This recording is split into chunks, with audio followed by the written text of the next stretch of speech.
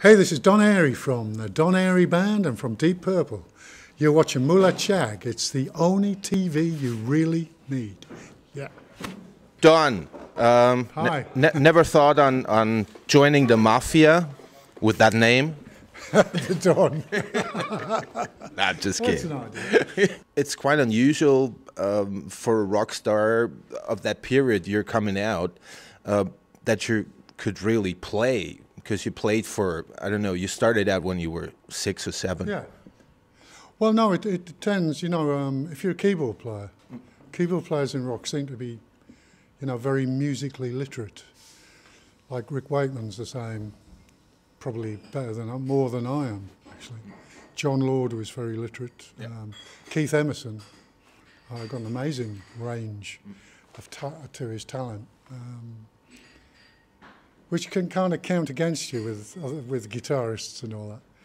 You know, they can be quite scared of you. You've got a very musical father and your mother. Yeah, they both played, yeah, they both played. They used to play duets every Sunday on the piano. You know, they had a big repertoire. You know, and we used to sit and listen as kids. And then my dad taught me to play up till I was about 7. Then he sent me to a piano teacher. Yeah, yeah, he was a big influence. He was a wonderful man. I love that one quote from, I don't know, some rainbow show, I guess, where your father said, this was the loudest since El Alamein. Yeah, the loudest, most impressive thing I've experienced since El Alamein, yeah. Yeah, he meant it too. Did he talk about that time? No, No. hardly ever. You know, you'd hear a few little things about it, but that generation didn't say anything. They just got on with life. But on my last solo album, All Out, there's a track called Tobruk, and that's about him, because he was at Tobruk as well. And the siege lasted 246 days, right? And I found something in his papers. He got a commendation because he shot a Stuka down with a rifle. With a rifle. So apparently he just leapt out the trench, you bloody bastards, and hit the fuel tank, and it just exploded. Wow. And he got, so we got a piece of paper that said he shot a Stuka. You know. So there's, on All Out, there's Stukas coming in. Oh, I see. You see, and Spitfires as well. You've been with Ozzy at a time where he was like almost gone forever. Was it like really that you, from day to day, you figured, okay, if he's not showing up, he might be dead? Well, I was in the band for 4 years, and we do 5 gigs a week, 40 weeks a year. We only ever missed 1 gig. And there wasn't a good reason for it. He just said, I ain't fucking doing it. It was Bakersfield in California. Room full of people, 4,000 people. He went, I ain't doing it. And that was that. And that was the only gig we missed. Wow. So draw your own conclusion from that. It was a very, very successful band. I mean, we all made a lot of money. Yeah. You know, God bless Sharon and Ozzy. Well, they parted again last year, right? Don't believe everything you read. Oh, okay. I mean, you know, That's good to hear. I mean, all the madness. There was a lot of truth in the fact he was pretty crazy. Yeah. But there was also always a reason for it. There was method in his madness, as Shakespeare said. I'm just giving you that sentence, and I'm sure you Yeah. reminded of, yeah, Bobby, put the fucking plug back in. How'd you know that one? Oh, it was Madison Square Garden, 17,000 people. And I'd come off on a big riser with organ pipes, playing Mr. Crowley. See? So off I come, about halfway through, the lead to the riser, the hydraulic, got teared and pulled the power out for the riser and all the keyboards. And the thing started to sway like that. So there was absolute silence. And I looked down, and Bobby Thompson, my wonderful roadie I had then, we just didn't know what to do. I said, hey, Bobby, put the fucking plug back in. And as he did, one of the organ pipes came off and hit him on the back and knocked him to the ground. And at this point, the riser started up again. Right. It was lurching about, and I'm kind of trying to get to the keyboards, and they're all out of tune because they just come back on. And I made this terrible noise. And I turned around and Ozzy looked up at me like, and this guy in the front row said, "Hey, Bobby, pull the plug out again, would you?" There was a big laugh. And the first line of the song, Ozzy went, "Mr. Airey, what went wrong with your gear?" Really? He did, yeah. He sang it straight at me.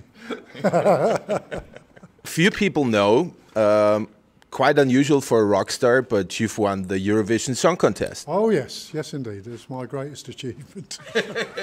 How did that happen? Did they pay enough? Well, I was doing, I used to work, they lived near me, Katrina and the Waves. They had a studio, so I'd do sessions for them and use their studio. And they had this little folk song, Love Shine a Light. And it wasn't kind of working. I said, why don't we rock it up? Let's put some Hammond on it. So we just put a Hammond on it, rocked it up. It sounded great, you know. And they phoned me up. They said, "Oh, we've submitted it for the Eurovision contest. Is that all right?" I said, "Well, I'm the biggest fan in the world of Eurovision." I mean, I loved it. We used to watch it, have a big party. All our friends, you know, plenty of drinks, fabulous. So it was just like a dream come true. Went over there. Didn't expect to win it, but You did? we did. Yeah, God, it was amazing. All the other conductors wouldn't speak to me afterwards. You've never started a leg in your career being like a regular concert pianist. Why haven't you done that? Well, there's a very good reason for that. You'll have to guess what it is. No time. Well, no, I'm God, being a concert pianist, good God. Beyond me. I've just done a piano album. I've just finished a series of piano pieces. Lawrence and Darren, the rhythm section here, they're on it. So we play a bit of jazz, and the 6 kind of jazzy pieces and 6 solo piano pieces. So that's coming out sometime this year. Yeah. That's good to hear. Yeah, yeah. Oh, I'm sure if you called, like, let's say, Daniel Barenboim, "Hey, here's Don Airey, can we do a thing together?" Well, it's funny you should mention that. I went to see Don Giovanni in Berlin in November. He was conducting. It was incredible. And a friend of mine's a bass player in the orchestra. And I said, "Any chance I can meet Barenboim?" And he said, "No." Really? He said, "You don't want to meet him, believe me." Oh, really? I just pick a few things out of your career. One is Cozy's Hammer. Cozy Powell's Hammer, yeah. Yeah, because I've heard you're planning on releasing some newfound material. Well, we found some material, yeah. I don't know whether it's going to come out. It's very interesting. There's a version of a Dave Brubeck track called Le Souk. It's absolutely incredible. Yeah.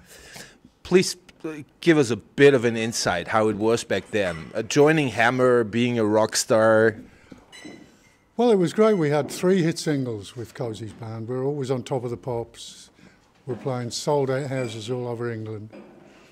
And we used to play football everywhere we went. We'd set off in plenty of time so we could have a game of football.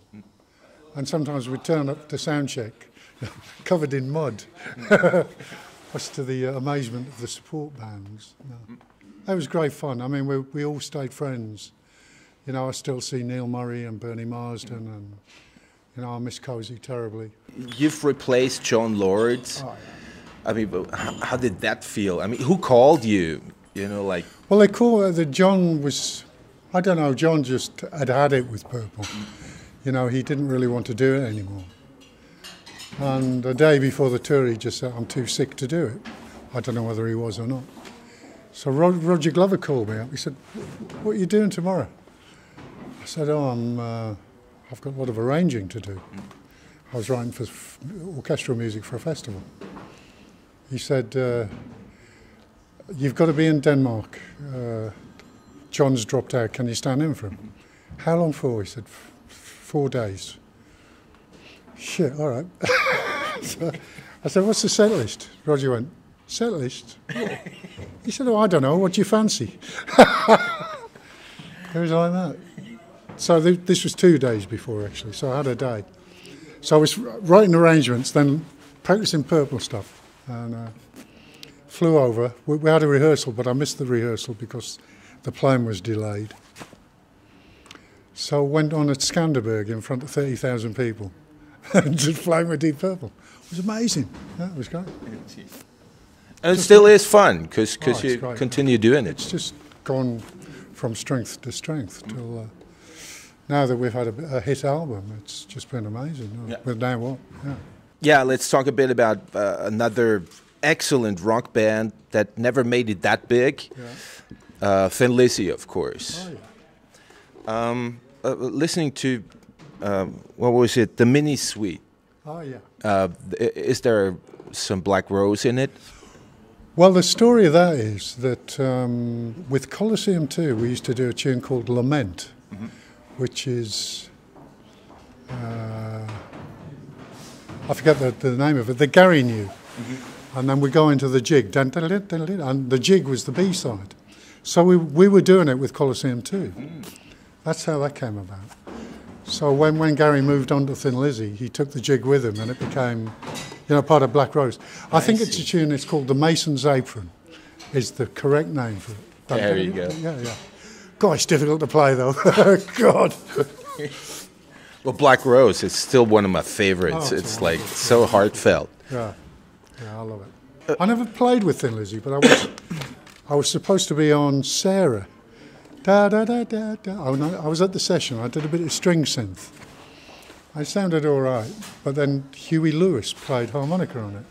I didn't know that. Yeah, Huey. Well, he was called Huey Louie back then, and what a wonderful harmonica. And they said, "Oh, that's all we need. We don't need the string synth." Sorry, Don. I said, "That's all right, Phil. Don't worry about it." So I was never played with Thin Lizzy, though I loved them dearly. You were part of all of his solo career. Yeah, well, we met when I auditioned for Colloseum 2, and I'd rented my keyboards to the band. I didn't know who they were, and I went to collect them. And John Heisman said, "Can you play those things, Sonny?" Because I was a young man. I said, "Yeah, a bit." So we just kicked off with a jam. It went on for about 3 hours. And at the end of it, said, "You got the gig. You're the 52nd keyboard player we've tried." So I got the gig, yeah.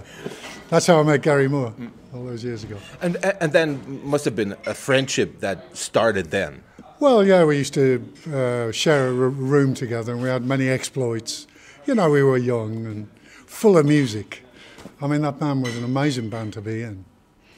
And the last time I saw him, which was the session, Adagio session, we were talking about it, and I think he had it in his mind. He wanted to do a Colloseum 2 tour. Just one tour. He wanted to get back with John Heisman, who we both, worship. John Heisman, one of the most wonderful people I ever knew, big influence on me. Big influence on Gary too, Yeah. Especially in the initial part of the band. There was a day where Gary came into rehearsal. He was drunk.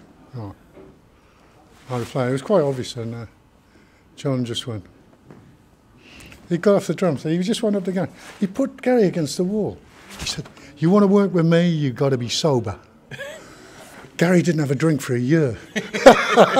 Didn't touch a drop. And that's when he really formed his plan. God, he went from being great to absolutely amazing very, very quickly, Gary.